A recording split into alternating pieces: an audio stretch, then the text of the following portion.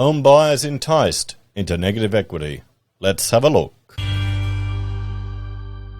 Hello everyone, Florian here, and welcome to another episode of HeiseSays. Grab your stein of coffee and let's have a look at this article from the ABC. New home buyers enticed into the market now face a potential financial storm. Now, is this shifting the blame?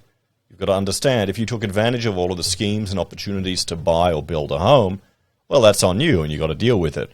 And I think a lot of home buyers will, particularly new home buyers. I'm sure people will find a way. They will cut cost, discretionary spending will disappear, and quality of life will not be as luxurious as they may have experienced it in the past. Then again, they may also already be used to doing it so tough with saving for a deposit and paying extreme rents here in Australia that they may not even notice it. You know, the whole fear about people being in housing stress, we'll get the definition actually, people being in housing stress doesn't really matter anymore these days when we don't have times as good as the past. Is that an outdated concept in a regard? You know, and here, this is the ABS definition of housing stress. It's typically described as low-income households that spend more than 30% of their gross income on housing costs. So are people going to be in mortgage stress, which is just part of the housing costs? Are they going to be in mortgage stress if they're a medium income or higher income and they're spending more than 30%? Probably not, honestly. They'd probably find a way to adapt. And if they've been saving, if they've been saving 50% of their income to build a deposit in a short time period, and then, okay, they've only got to spend 30% on a mortgage, is it going to sink them? They might still be relaxed. They might still be relaxed and fine with it. I mean, we know interest rates are going up. We've seen it. Okay, every time I've done the sums here, they're starting to go down, and it's going to hit some people hard.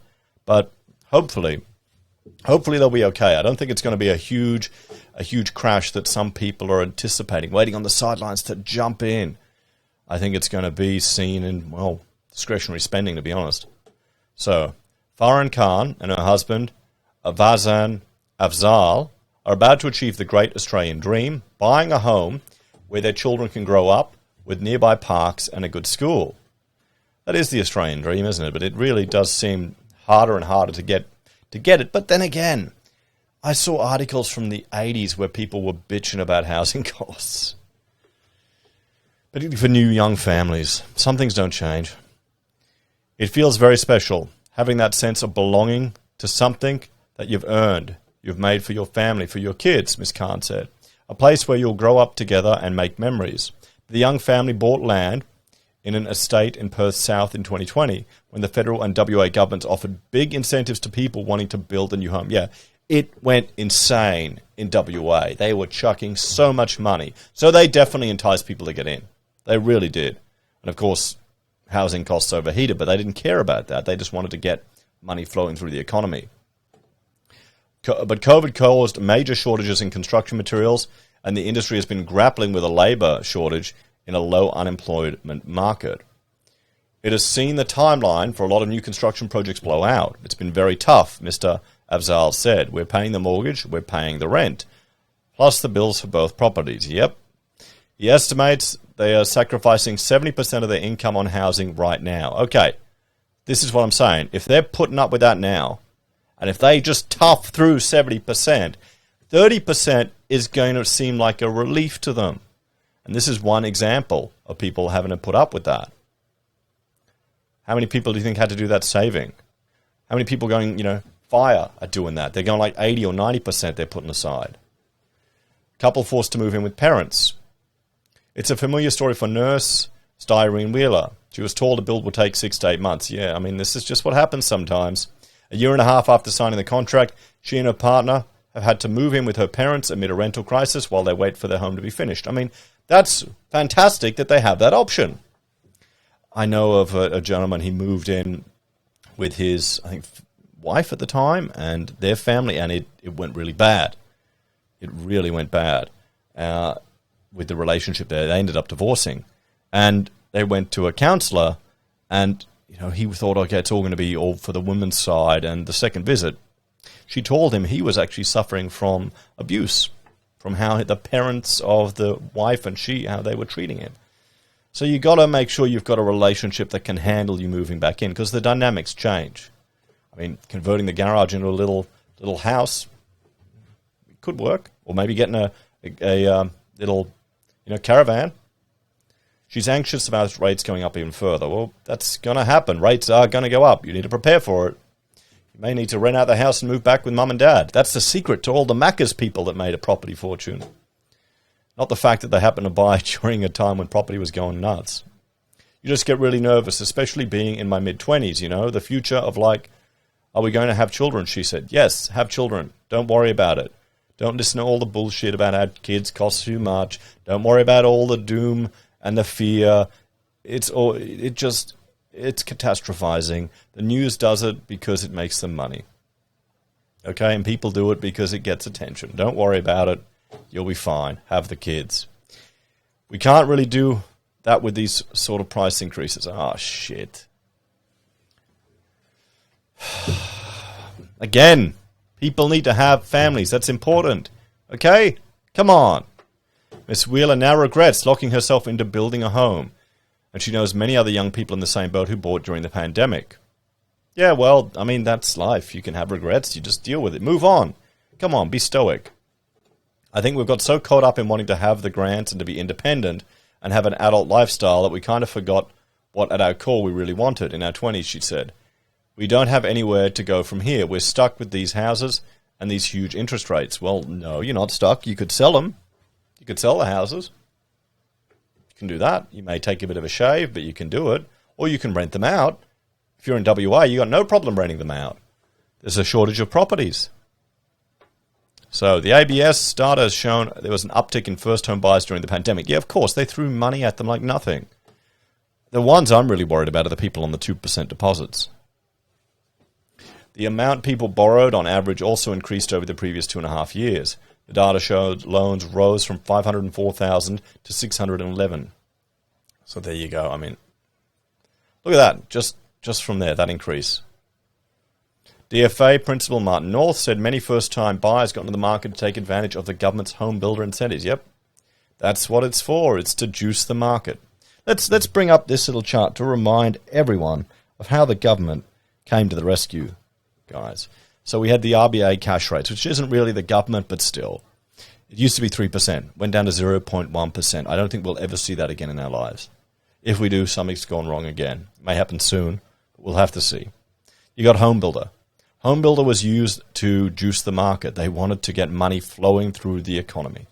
And the problem was, for every 15 grand you got, which is the lower level, you had to spend at least $150,000 renovating your house. Or you get more if you built a house. But still, that's just the GST. And of course, they overheated the market. Builds went up. You can see the blue line on that chart. Home approvals skyrocketed. So yeah, everything went up. Everything got more expensive. So you didn't actually get anything. The first home buyer grants, 88 grand. I think that was in WA. 5 and 2% government loans. You've got negative gearing. That's part of our culture. And then you had the super withdrawals. And a lot of people used that to pay down debt. They were very sensible with it. I know the super funds and the unions were saying, oh, everyone spent it on junk, gambling, and boob jobs. But no, most people paid down debt. So, yeah, everything came together. Those incentives also helped drive up prices. Yep. They tend to have bought with very large mortgages. They bought at the top of the market, and now there's a pincer movement going on, North said. Rates are going up, mortgage rates are going up, prices are beginning to slide, and a lot of them actually now in financial flow difficulty. North said while banks were not reporting higher rates of default, cash flow indicators showed people were starting to struggle. They're going to have to tighten their belts. Previous generations have had to do it. It's our turn. So young families under stress. His analysis of June figures showed more than 80% of young growing families with a mortgage are facing mortgage stress, that is paying more than 30% of their income on housing. So this is the thing. Are these families, according to the ABS, are they lower income?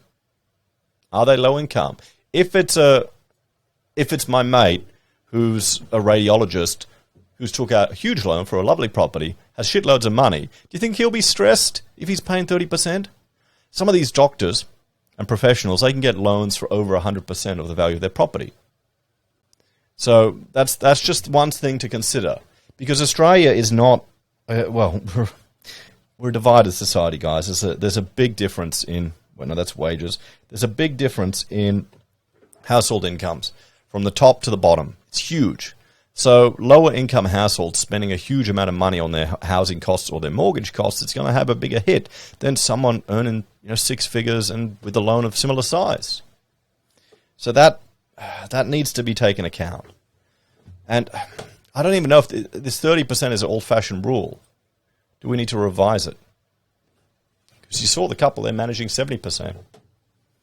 He also warned 2- and 3-year fixed loans from people enticed by pandemic price grants would start to expire later this year and early next year.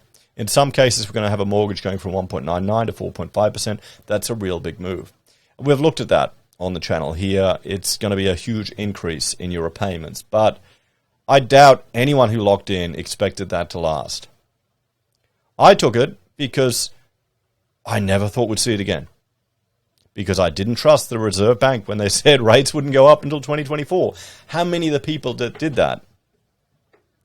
So, March quarter from the Australian Prudential Regulation Authority shows residential loans 30 to 89 days past due total $8.9 billion nationally. That's a slight rise on the previous quarter, but still trending lower than the previous 2 years. Genworth Insurance, which estimates it dominates about 40% of Australia's lenders' mortgage insurance market, warned investors in June that rising interest rates and moderating house prices were expected to lead to high delinquencies and claims. We'll have to look into that business, honestly. So mass defaults are unlikely. Not all analysis believes Australians should brace for a wave of defaults by first home buyers and other households experiencing financial stress. Curtin University Australian Housing and Urban Research Institute Director Stephen Rowley said, while Australia's unemployment market remains strong, he did not expect to see a big increase in default rates. Defaults are triggered by life events such as relationship breakdowns and illness, often loss of employment. Otherwise, households tend to concentrate their expenditure on housing costs and tend to pull back on discretionary expenditure. Yeah, I tend to agree with the good doctor here. I think that's exactly what we're going to see. It'll be a dose of reality. I wonder how many people will realize the government stuffed up by juicing the market and screwed them over, and wonder if that'll affect how they vote. Probably not at all. If we did get rising unemployment and people were struggling to generate the sort of income they needed, then it could be a problem. But he predicted delays in the construction of new homes would see people reluctant to enter the market in the next 2 or 3 years. That puts extra pressure on the established market. At the moment, there's not a tremendous amount to buy, which is why we're seeing a steady increase in prices over time. I think we're in a very difficult market at the moment. We've got a long way to go before we get back to where what we regard as a sort of normal market, where there is a bit of slack in the rental market and some decent supply. And don't forget, we've got, demand for migrants and more skilled migrants coming over, so they're going to increase it. So there'll be more people coming over. Don't blame them. Australia's awesome. But that's going to put increase the demand for rental properties and houses. There you go. So let's have a talk about this one.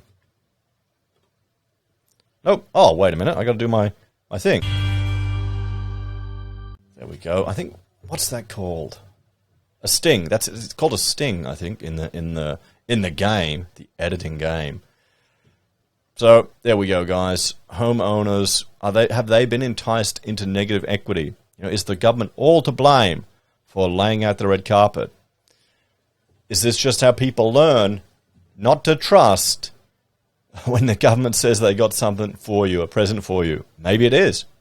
Maybe we'll have a wave of people realize they've been screwed over, the government's overheated the market, they've made it all take so long, it's going to cost them more than they expected, and maybe, just maybe, they'll start to question some of the policies that the government's put out. We could have a whole wave of people critical of this government juicing up the housing sector. And then maybe they'll start to be critical of some of these other interventionist policies and vote for smaller government. That could be the silver lining to all of this. Or am I just being overly optimistic? Let me know your thoughts on this one in the comments below. I think we won't see massive defaults. I think it's going to be sadly boring for a lot of people. Prices are going to ease off a little bit, but it won't be affordable. You're not going to see huge crashes in Australia. We're not like Ireland, guys. The rental yields you're getting on properties here are still bloody good. There you could get more on government bonds before it crashed. So it's a little different. Bloody hell, Australia is the lucky country, isn't it? I don't know, guys. I think the only way housing is going to be affordable is if people manage to double their income. Anyway, thanks for watching. I want to draw your attention to two other channels, HeiseBim and HeiseSays International. Check them out if you haven't already. I post, educational and architectural content on HeiseBim and international news. You can support the channel financially via YouTube or Patreon. Use our referral links at Amazon, eBay, Independent Reserve or AussieBroadband, or call us if you need an architect. Take care, have a great day, and I'll see you all in the next episode, guys. Will housing ever be affordable in Australia? I don't know if it will be, sadly. It's a supply issue. They're all juicing up demand, and they're not worrying about supply. It's no easy solution.